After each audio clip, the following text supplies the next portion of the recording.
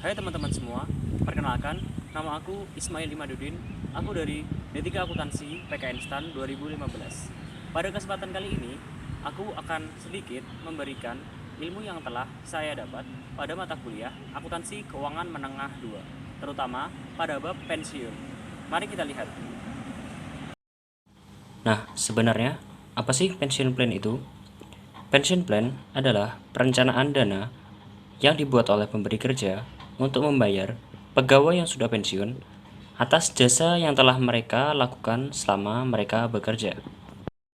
Ada berapa jenis pension plan? Nah, pension plan terdiri dari dua jenis. Yang pertama adalah defined benefit plan dan yang kedua adalah defined contribution plan. Nah, apa bedanya dari kedua jenis pension plan tersebut? Nah, mari kita lihat. Yang pertama adalah defined benefit plan.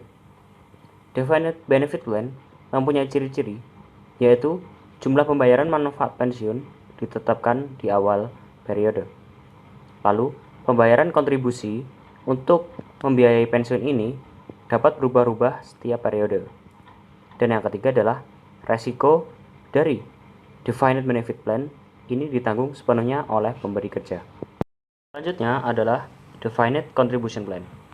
Defined contribution plan mempunyai ciri-ciri pembayaran kontribusi selalu tetap untuk setiap periode. Yang kedua, resiko atas pengelolaan dana ditanggung oleh karyawan. Dan yang ketiga adalah keuntungan didapat dari plan value. Sekarang, apa saja sih komponen-komponen dari pension plan? Di pension plan, yang pertama adalah service cost. Service cost dapat dibagi menjadi dua.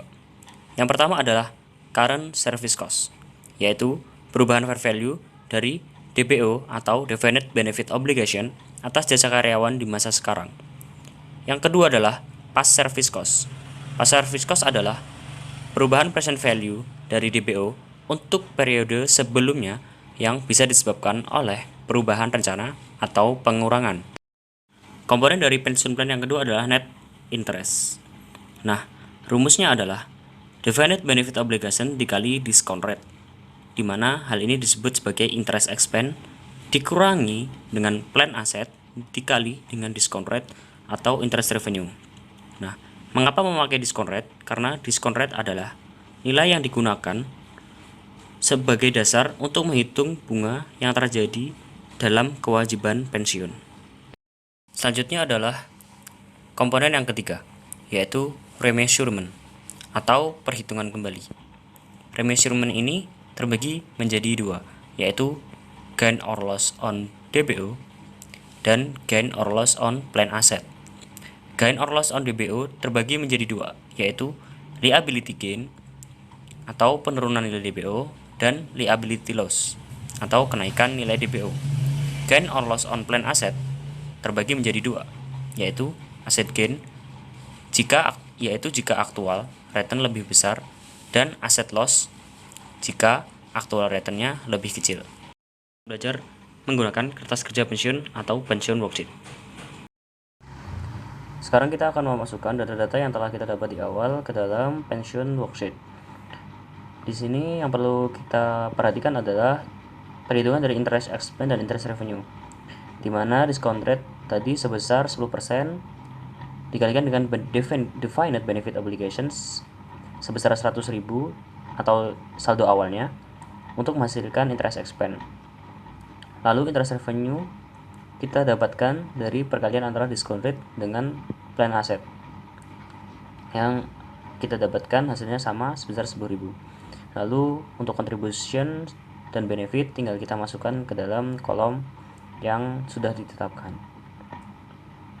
Lalu kita jumlahkan dan kolom annual pension expense mendapatkan saldo akhir sebesar 9.000, cash sebesar 8.000, lalu pensiun aset atau liability sebesar 1.000.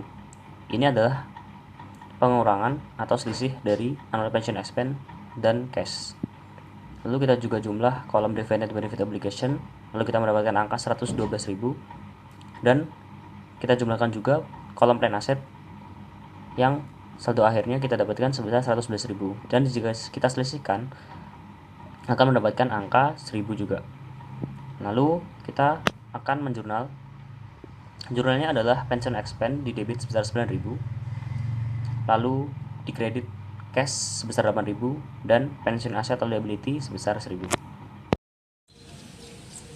Di akhir video ini, saya akan menyampaikan kesan dan pesan saya selama mengikuti perkuliahan Lab Akuntansi Keuangan Menengah 2 yang diampu oleh Pak Haristia. Kesan yang saya dapatkan adalah suasana di kelas begitu menyenangkan, karena kita dibagi menjadi kelompok-kelompok di mana ketika kita menghadapi suatu masalah, maka kita dapat berdiskusi dengan teman sekelompok kita. Lalu apabila masalah tersebut belum terpecahkan, maka Pak Haris akan dengan senang hati membantu kita untuk memecahkan masalah tersebut.